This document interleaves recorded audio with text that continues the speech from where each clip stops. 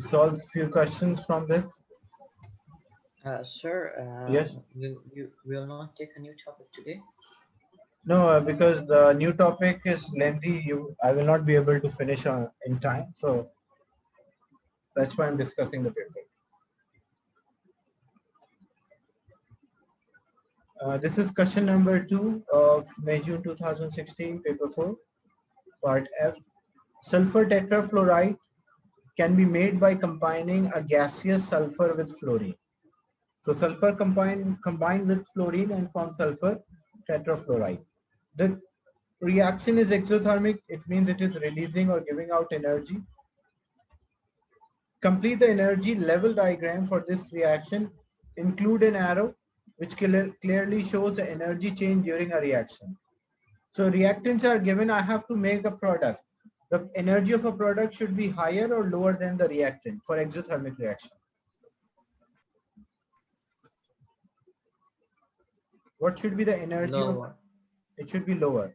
So means where I should make a product, it should be below the reactant.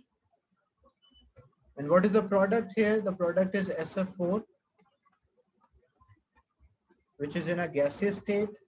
Already they have mentioned. And an arrow should point downward. And this arrow is labeled as energy change. Instead of writing complete energy change, you can also write delta H.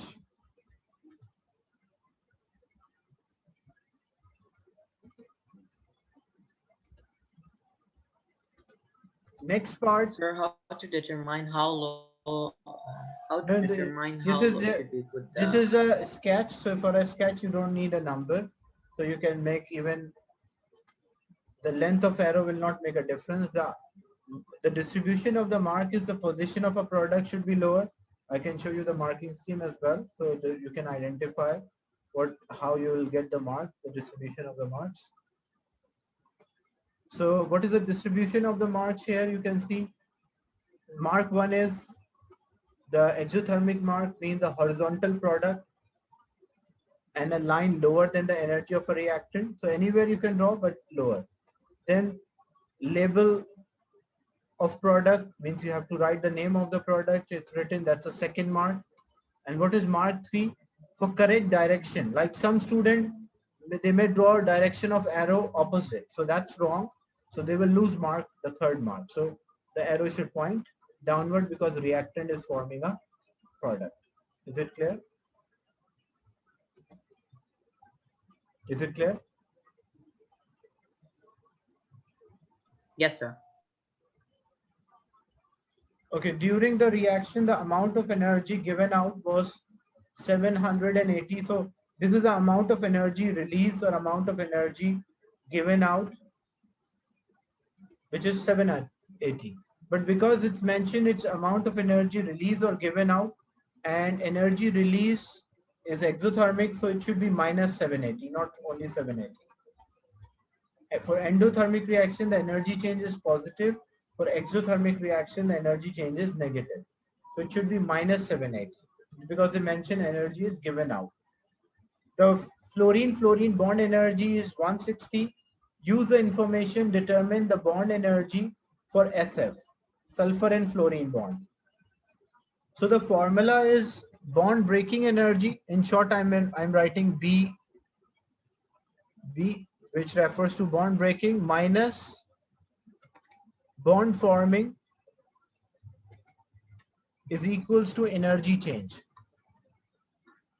So bond breaking energy, the bonds which you are breaking, the reactant side, we always break the bond. And the product side, the bond will form. So sulfur is an atom. In atom, there is no bond here because it is not forming any covalent bond. So sulfur does, the bond energy is 0. But what about fluorine? There are 2 fluorine bonds. So this will be 2 multiplied by 160. One fluorine bond is 160, but how many fluorine bonds are there? There are 2 molecules of fluorine or 2 fluorine-fluorine bond. That's why it is 2 multiplied by 160 minus SF bonds. How many SF bonds are there? 4. So if one bond energy is X, if one of the bond energy is X, because there are 4 bonds, so the total energy will be 4X. and that's equal to energy change. The energy change for this reaction is minus 780.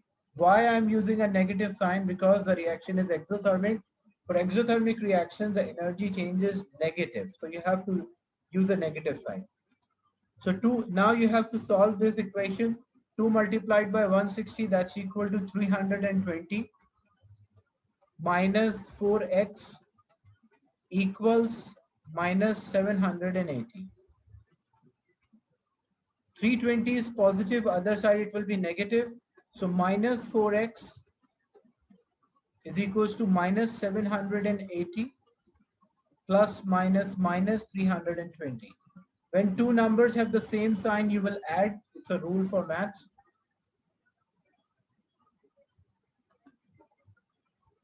So minus 780 minus 320, it will give minus 1100.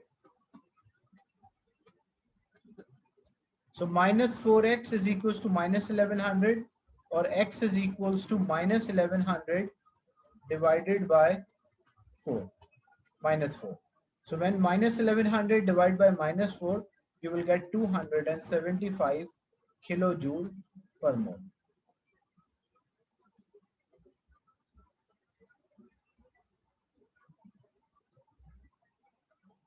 Why it is 4 again? Because how many sulfur fluorine bonds you are breaking? 4 of them.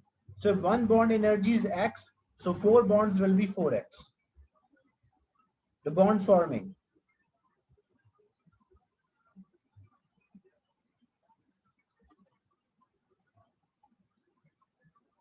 Is it clear?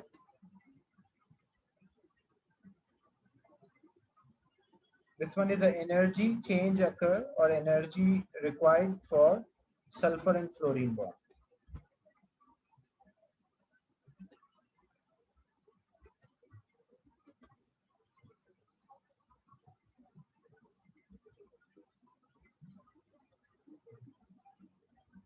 Okay, part H. Why argon is unreactive? Noble gas. Explain why it is unreactive. What's the reason?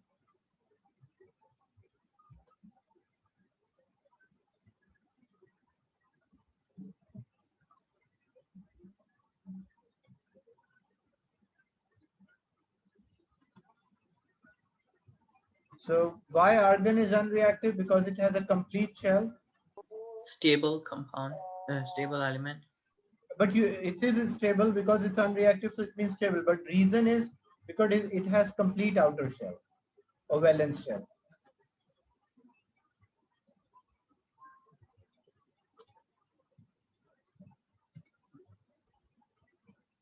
What is the one use of argon? It's used in a filament lamp, a filament bulb. Shielding gas in welding, that's also correct. A full outer or 8 shell electrons.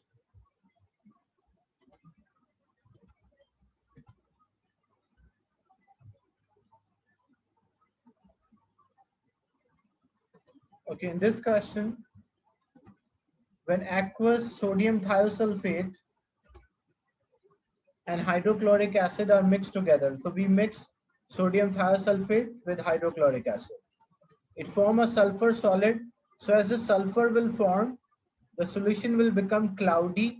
As the solution will become cloudy, it will be difficult to identify the cross under the conical flask.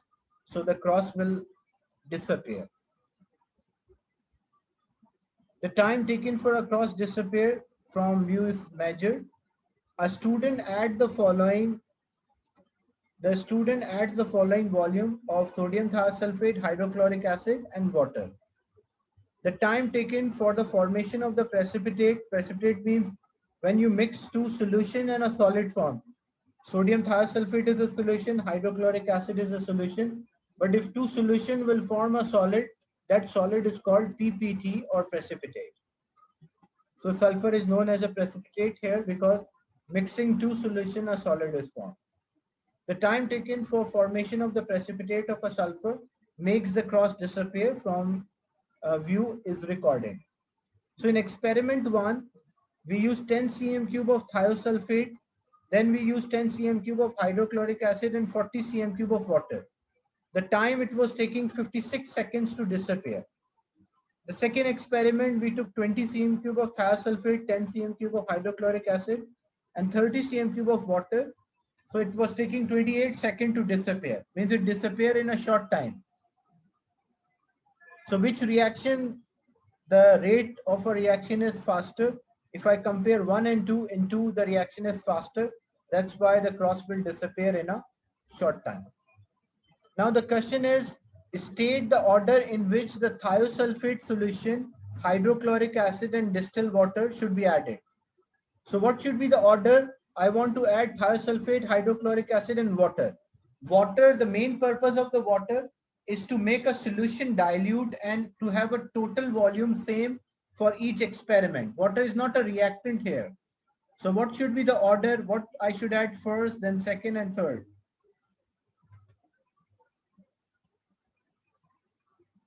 So it can be water, sodium thiosulfate and hydrochloric acid. It can be hydrochloric acid, water and thiosulfate. It can be thiosulfate, sodium thiosulfate, water and hydrochloric acid. But you cannot add water at the last. All combinations are acceptable other than water at the last. Reason for that, the reason why we cannot add water at the last, otherwise if we mix hydrochloric acid with thiosulfate, so they will start to react and then addition of water will not make a solution dilute.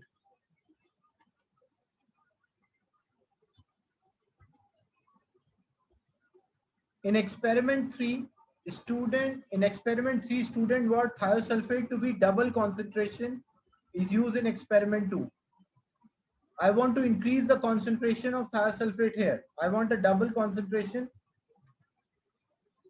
So I should use 40 cm cube of thiosulfate. Water, hydrochloric acid was 10. How much water should be there? Because the total volume of solution should be 60.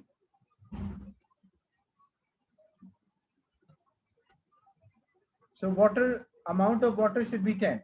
We can see here the total volume is 60 for first experiment, for second experiment 60, for third experiment also it should be 60. We should use, because we are comparing the solutions, so we should have the total or the final volume should be same. And then they ask, complete the table to show the volume and expected time. So if this was 40, 10 and 10. What is the expected time? We are changing the amount of thiosulfate.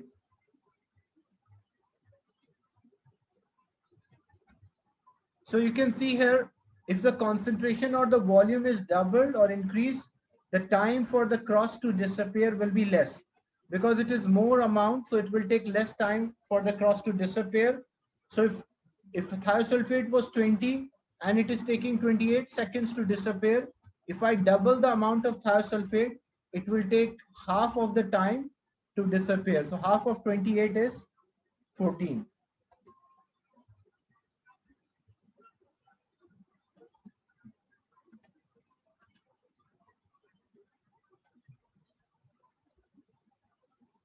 If half of the 28 is 14, that's why we get 14. If you double, or you can solve, if compared to the first experiment, if I use thiosulfate 40, so this is 4 times. If this is multiplied by 4, the first time should be divided by 4. So when you divide by 4, again you will get 14.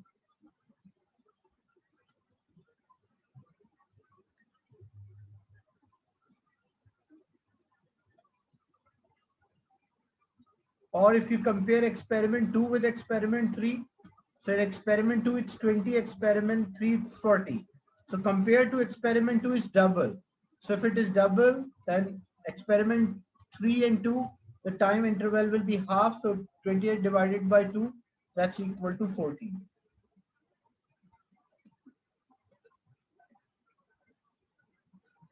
Use the collision theory. Explain why increasing the concentration would increase the rate. Yes, why the If we increase the concentration, the rate will also increase. What is the reason for that?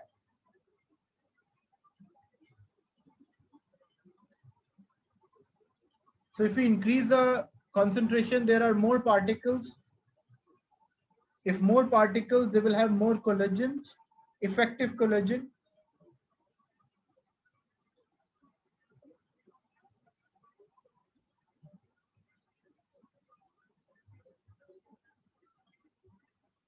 So increasing a concentration, there are more particles, so more effective collagen.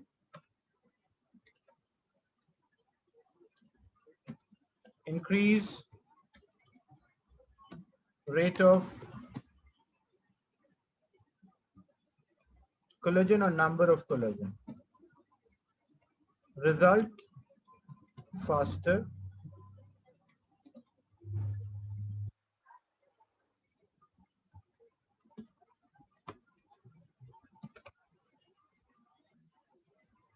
A student repeated experiment 1 at a higher temperature. Use a collagen theory why the rate of a reaction would increase.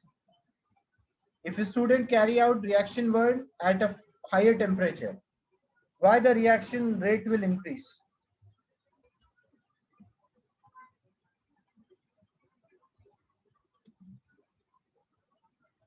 More energy, increase kinetic energy, that's correct. So the mark distribution, because it's of 3 marks, so you have to check the distribution of the marks.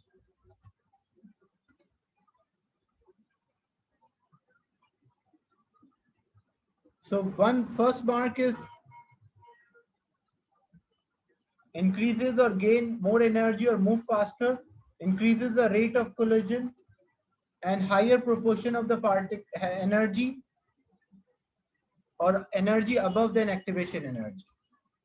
Or most of the particle or higher proportion of particle have energy more than activation energy, which increases the rate. Yes, that's also correct. Increase the number of successful collision.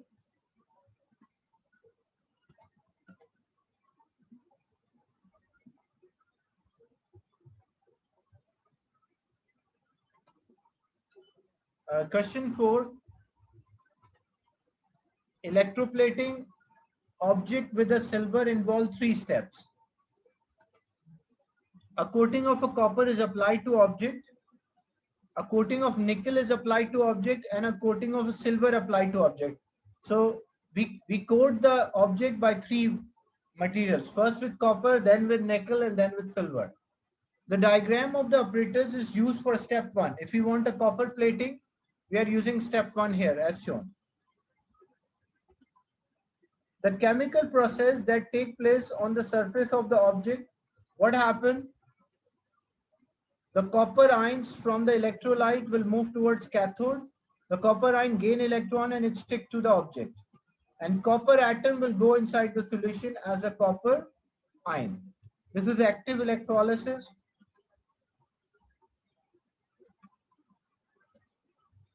Explain whether this process is oxidation or reduction. What we call this?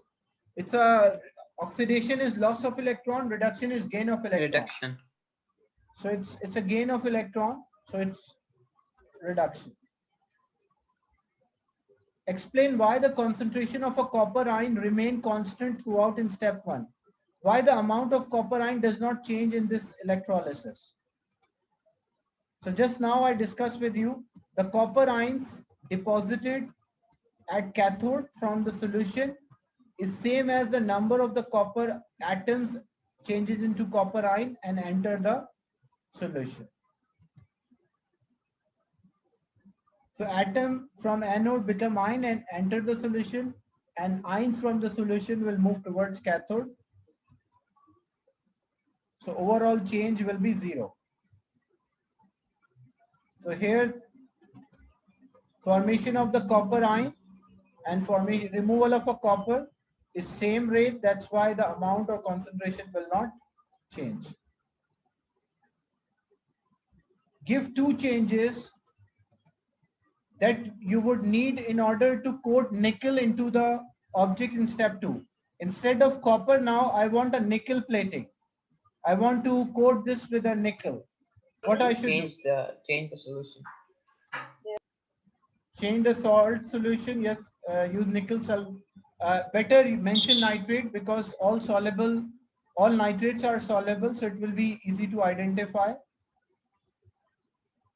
And anode should be electrolyte should be made up of nickel, and anode should be made up of nickel as well. So the two changes you will make: change the electrolyte and anode. The last one, the last part of discussion: copper, nickel, and silver are transition elements. Typical physical properties of the transition element are high density and high melting points.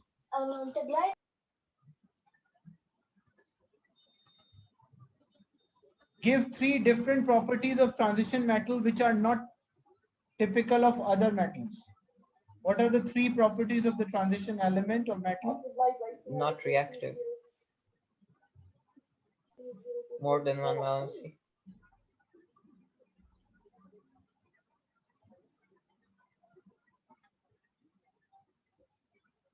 They have variable valencies, high melting point and high density already they mentioned.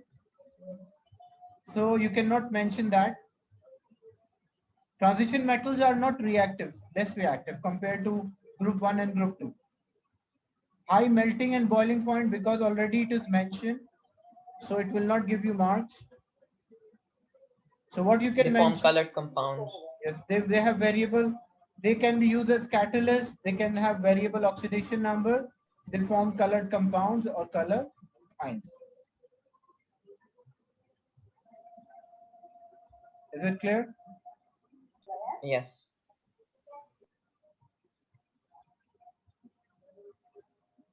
Any doubt related to today's class? So I'll end the session and share the recording. Any doubt? No, sir.